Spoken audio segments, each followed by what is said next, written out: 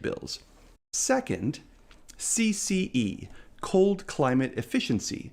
CCE is like a special UEF for cold climates, like Chicago. Not because we're putting our water heaters outside or even in our garage, but because the water temperature from the main is colder in our climate, and our basements can be cold too. Another way to think about it, UEF is like a quiz.